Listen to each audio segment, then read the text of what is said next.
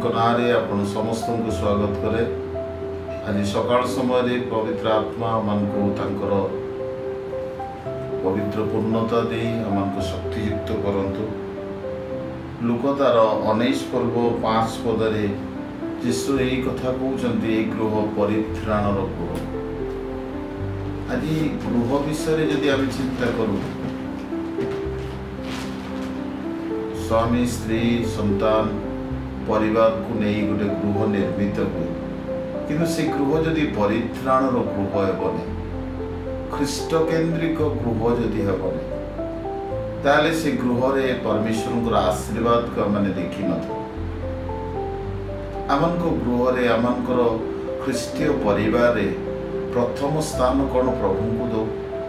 आपण मैंने जदि इस्राएल मान जीवन को देखिए, इस्राएल लोक मैंने जितेबाला प्रांतर थिले सेतेबाला से माने गोटे पर्व प्रतिपालन करुथिले। आउसीटा एथानी पर्व, आउसी पर्व ए प्रकार थिला जे से माने पत्र कुटीर पर्व प्रतिपालन करुथिले। आपण प्रथम राजबली तार 8 पर्व 2 पद को आसिले, से स्थान रे इस्राएल लोक मैंने जितेबाला यात्रा करुथिले से माने सेई समय एक अस्थायी गृह निर्माण करुथिले, जहाँकि निमिया तार 8 पर्व 15 पद को कहा जाए। आउ से गृह उपरे से माने विभिन्न सीटा पत्र द्वारा निर्मित होता। आउ से पत्र रे से माने कौन जित वृक्षर शाखा दौले, वन्य जित वृक्ष दौले, आउ मेहंदी शाखा दौले, आउ खेजुरी वृक्ष से गृह उपरे से डाल सब दौले। आ प्रभु परमेश्वर से पत्र सबूर ना सब प्रभु देले। तुम्हें जिते गृह निर्माण कर ए प्रकार एक समस्त विषय वृक्षर पत्र सब देव। प्रथम जित वृक्षर जो पत्र से जिते आपण चिंता करूँ, से पत्र जित वृक्ष परमेश्वर एक ईश्वर को गृह वृक्ष, वेदी सम्मुख वृक्ष। तेणु बड़ सुंदर लिखाए 80:12 गीत संहिता लिखाई आम सदा प्रभु को गृह रे सतेज जित वृक्ष पर से परमेश्वर को सम्मुख में सतेज रहे, से परमेश्वर को सम्मुख में रहे। तेणु परमेश्वर इस्राएल लोक मान गोटे जित वृक्षर डाल देवाई बोधे परमेश्वर से ही प्रतिज्ञा से कले। तुम्हें जिते यही गृह निर्माण कर से जित वृक्ष ईश्वर सहित गोटे निबिड़ संपर्क थिबा, गोटे सौंदर्यतार परिपूर्ण थिबा, शोभार परिपूर्ण थिबा, ईश्वर आत्मिक शोभार परिपूर्ण थिबा से गृह निर्माण करने आम से डाल तांकर से छाई आम देवाई चाहते। द्वितीय विषय आम देखो वन्यजित शाखा, या पारे वन्यजित शाखा तार पवित्रता नथारे, किंतु जितेबाला प्रभु को गृह को आसे से स्थान पवित्रता थाए, सौंदर्यता थाए, पवित्रता थाए। आओ मेहंदी शाखा ये गोटे सुगंधी शाखा। ओसियो तार 14:6 विषय आम को एक कथा कहे जे आम गृह एक शोभामान सुगंध स्वरूप। तेणु ईश्वर को वाक्य करंथीय मंडली को पाउल लिखुंट ख्रीष्टों को सुगंध, सुसमाचार रूप सुगंध, ईश्वर सुभाषित विषय तुम निकट था। वास्तव में प्रिय प्रभु को लोक आमने जो आम गृह रू ए प्रकार एक सुगंध आसू, आमने अन्य चिंता करूँ, ए गृह विषय जदि चिंता करूँ बेले बेले आम गृह आ चतुर्थ विषय हूँ खेजुरी वृक्ष। एक धार्मिकतार वृक्ष, एक विजयतार वृक्ष। आपण ए वृक्ष विषय जदि चिंता करेंगे ए प्रकार एक डाल, जो डाल धरिकी जीशु को से दिन से माने स्वागत कले, जीशु को विजय यात्रा कले। आज भी प्रभु आमंकर ए प्रकार एक विजय नहीं कि आम परिवार को अग्रसर करूँ प्रिय माने। तेणु माथ्यू तार 7 पर्व 24-25 पद आम समस्ते जानी। तेणु प्रभु कहले तुम्हें जदि पत्थर उपरे से गृह निर्माण करिबो जो माने मोर वाक्य सुनिबे एवं पालन करिबे एई प्रकार एक ख्रीष्टीय गृह जो गृह ईश्वर का वाक्य सुने एवं पालन करे ओ से गृह प्रस्तर उपरे स्थापित से मूलदुआ पर स्थापित गृह अटे झड़ आसे बतास बहे आओ धक्का मारे तैले से गृह दृढ़ हुए आज वास्तव में आम ख्रीष्टीय गृह को प्रकार कि प्रकार भाव में आम ख्रीष्टीय गृह गांधी कौन जीशु ख्रीष्ट भित्तिभूमि उपरे तांको वाक्य द्वारा प्रार्थना द्वारा सहभागिता द्वारा जितेबाला आम जीवन झड़ आसे और समस्या आसे से गृह दृढ़ हुए आज परमेश्वर आपण गृह को दृढ़ करने चाहती आपन जदि आसवे जिसाय तार 66 तार 10 रु 14 पद को आसवे सिस्टम लेखा हे इस्राएल रो प्रेमकारी हे जेरूशलेम रो प्रेमकारी लोक माने मतलब परमेश्वर को गृह को प्रेम करथवा परमेश्वर को उपस्थिति को प्रेम करथवा परमेश्वर को सहभागिता को प्रेम करथवा एक ख्रीष्टीय गृह माने गांथीबार अछि आज प्रभु आमन को अनुग्रह करंतु आपण जदि आसीबे आपण गीत संहिता तार 10 पर्व 1 रु 2 पद लिखा जाए से गृह सिद्ध गृह पवित्र गृह आपण मिखा को जदि आसीबे मिखा तार 1 पर्व 10 रु 13 पद रे बेथली बोली करी गुटे शब्द अछि से बेथली धूली रूप गृह आपण जदि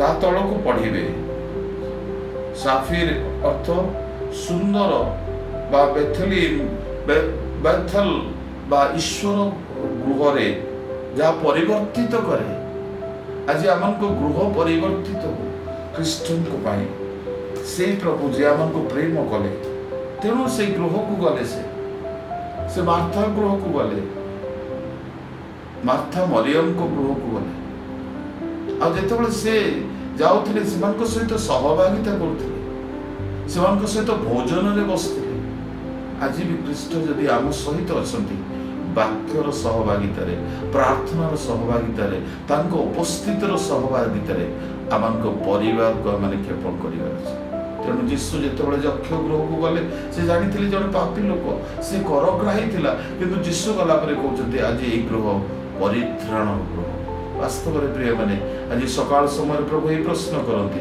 आमान को गृह ईश्वर सहभागितार गृह कि आमान को गृह और से दिन जेपरी परमेश्वर पुत्र जीशु से गृह को गले लोक मैंने कहले देखो से पापी मान को गृह को गला प्रिय माने पापी मान को गृह को गला परे से गृह परिवर्तित है पापर गृह रहिला नहीं सेठी जक्षर गृह से करग्राही जक्षर गृह रहिला नहीं परित्राण गृह है कौन आज आम गृह ख्रीष्ट आसला परे परित्राण गृह कि आपन जदि आसीबे ताहले प्रथम रे प्रभु से परिवार को विजिट करथिले आदम आ हवा से गृह रे गले तेणु से तांको पचारले तुमे कोठी अछ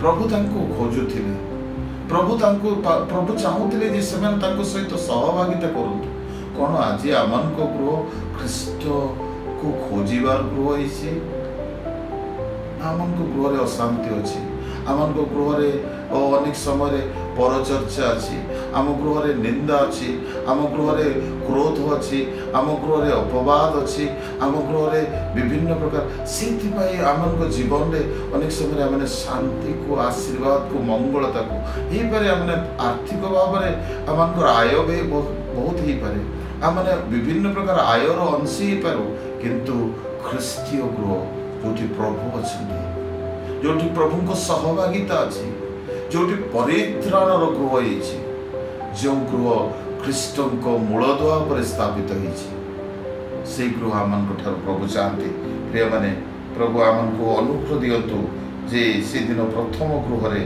प्रभु प्रवेश कले आपन जदि आसीबे रोमियो 8 तार 14 रु 17 रे से गृह आत्मा रे परिचालित गृह आत्मा रे दर्शन पाइबार गृह आत्मा रे कथा कहबार गृह आत्मा रे प्रभु को सहित लागी रहिबार गृह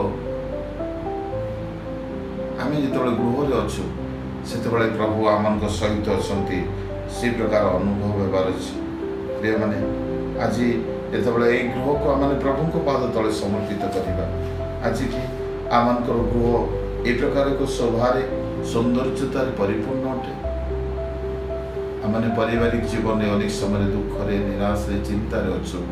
ଆସୁ এই ଗୃହକୁ ପ୍ରଭୁଙ୍କ ପାଦ ତଳେ ଦେଉ। ଯୀଶୁ, ତୁମେ ଏ ଗୃହର କର୍ତ୍ତା, ତୁମେ ଏ ଗୃହର ପରିଚାଳକ, ତୁମେ ଏ ଗୃହର। ସେଦିନ ଦାଉଦ ଯେତେବେଳେ ଅଦୁଲାମରେ ଅଛନ୍ତି, ତାଙ୍କ ପାଖକୁ ତାଙ୍କର ପରିବାର 400 ଲୋକ ଆସିଲେ, ତାଙ୍କ ପରିବାର ସାରା ସମସ୍ତେ ଆସିଲେ, ଦାଉଦଙ୍କ ପାଖରେ କିଛି ନଥିଲା। ସେତେବେଳେ ସେଇ କଥା କହୁଛନ୍ତି, ସଦାପ୍ରଭୁ ମୋର ପ୍ରତିପାଳକ, ମୋର ଅଭାବ ହେବ ନାହିଁ। ଆଜି ସେ ଗୃହରେ ସେଇ ଗୀତ ହଉ। ଆଉ ଯେଉଁମାନେ ଆସିଲେ ସେମାନେ ଖ୍ରୀଷ୍ଟ ଲୋକମାନେ, ଋଣଗ୍ରସ୍ତ ଲୋକମାନେ ଆସିଲେ, କିନ୍ତୁ ଯେତେବେଳେ ସେମାନେ ପ୍ରଭୁଙ୍କ ସହଭାଗିତାରେ ରହିଲେ, ଦାଉଦଙ୍କ ପରିବାର ସେମାନେ ଏକ ସେନା ସ୍ୱରୂପ ପ୍ରଭୁ ସେମାନଙ୍କୁ ପ୍ରସ୍ତୁତ କଲେ। ପ୍ରିୟମାନେ, ଆଜି ବି ପ୍ରଭୁ ଆପଣଙ୍କୁ ଆଶୀର୍ବାଦ କରିବା ପାଇଁ ଚାହାନ୍ତି। ଆପଣଙ୍କ ପାରିବାରିକ ଜୀବନକୁ ପ୍ରଥମ ମଣ୍ଡଳୀ ପରିବାର, ଆମେ ଆପଣ ପିଲାମାନଙ୍କୁ ଆଜିର ଯୁଗରେ ପ୍ରଭୁଙ୍କ ନିକଟରେ ରଖୁ, ତାଙ୍କ ଭିତ୍ତିଭୂମି ଉପରେ ରଖୁ। ଆଜି ଅନେକ ପରିବାରରେ ଦୁଃଖ ଅଛି, ଅନେକ ପରିବାରରେ ଆପଣ ପିଲାମାନଙ୍କ ପାଇଁ, ସେମାନଙ୍କ ଭବିଷ୍ୟତ ପାଇଁ, ସେମାନଙ୍କ ନିଶା ଅବସ୍ଥା ପାଇଁ, ସେମାନଙ୍କ ଅବାଟ୍ୟ ଅବସ୍ଥା ପାଇଁ ପରିବାରରେ ଦୁଃଖ ଅଛି। ପରିବାର ଚିନ୍ତିତ ହେଇ ପଡୁଛନ୍ତି ସେମାନଙ୍କ ଫ୍ୟୁଚର ପାଇଁ। ଦେ ଆର୍ ନଟ୍ ସିକ୍ୟୁର, ସେମାନେ ସୁରକ୍ଷିତ ନୁହନ୍ତି।